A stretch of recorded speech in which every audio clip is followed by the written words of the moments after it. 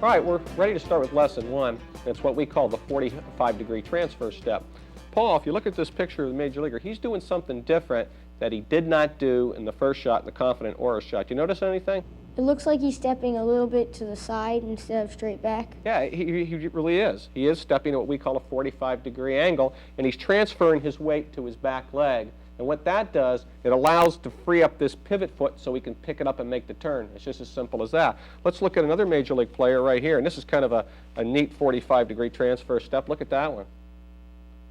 Is that even a better example, you think, in the first? Yeah, you can really see it. There's no doubt about it that he's stepping off to a 45-degree. And look at the direction of his belly button and his shoulders and this stuff. It's kind of going over at this angle rather than straight at the hitter we hear a lot. Well, here's another shot. Here we have a pitcher from the Atlanta Braves, and he's starting as he steps. And you can also see there a little bit of 45-degree transfer step. Now, let me tell you what that does. And let me jump ahead just a little bit.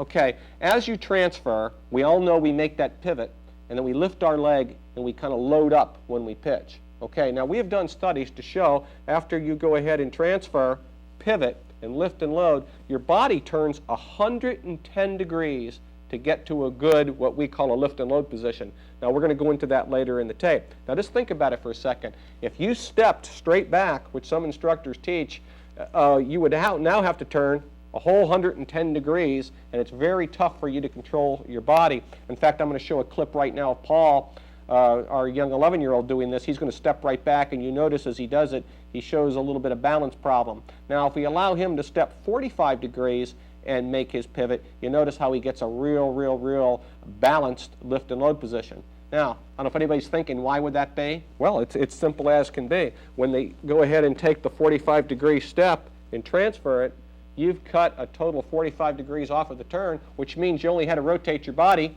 65 degrees. You only got to rotate your body 65 degrees, and it's a lot easier motion to do. In fact, most major league players actually do that. They do take the 45 rather than stepping straight back. Very interesting. And what's the other thing that it does for us? Okay, besides cut down the degree of turn, we've discovered it puts the weight onto the back foot, and that allows us to toe the rubber and make the pivot, and that's going to be our next lesson coming right up. In review of lesson 1, by stepping back at a 45-degree angle, we can actually cut down the degrees of rotation required to reach the lift and load position. By stepping straight back, 110 degrees of rotation would be required. With the 45-degree transfer step, only 65 degrees is needed. This promotes better body control and balance. Also note, as we step back at 45 degrees, we free up the front foot, making it easier to pivot. Now let's go to lesson 2, as the pivot is discussed in detail.